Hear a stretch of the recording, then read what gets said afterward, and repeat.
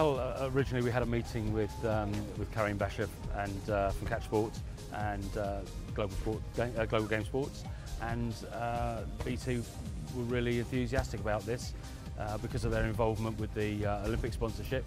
It seemed a great idea to test this initiative, to get young people playing some Olympic sports that probably they've never come into contact with before. It's been really brilliant. Lots of kids getting involved and everyone seems to have really enjoyed it. Yeah, it's been a really great day. Not as many schools as we'd like to currently do it. Increasingly more are, but for now it's really good for kids to get a taster of it, see if they enjoy it, and if they aren't, we can put them in the right direction of a club.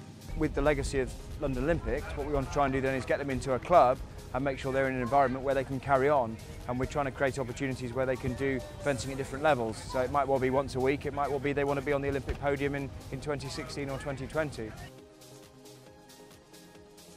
Everything here is completely scalable. We've got individual units which can be used inside an office building or in a shopping mall, for instance. But similarly, we can fill a whole stadium with sports, so we can cover the whole gamut of sports activities. Let's take Wembley Stadium, we can fill it with Olympic sports, Paralympic sports, and invite the public in. It's a completely scalable system. 2012, we see this being a building process. Events such as the Fidelity Blenheim horse trials is a great example, but then there's public events, not necessarily sport related, but just where you've got a lot of public shows, where people need to interact. Brands want to get their name in front of people, let them know they're involved in the Olympics, but also let them know that they're not just in it for the cynical reasons, they're there to help get the kids involved in sport.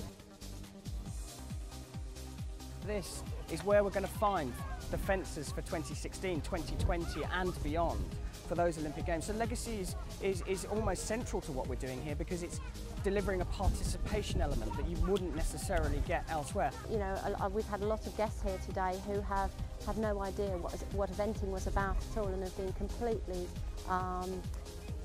incentivised and are so keen to have a go now, and that's exactly what you're doing with your area, encouraging people to have a go at a sport they may never have tried. And in all sports, that's something we want to do, is to encourage people to just try something and before you make any decisions about it. My hero in when I was a kid was Seb Coe, and if I'd ever met him and he'd said to me, come and do sport, goodness knows what would have happened, because he was just a god.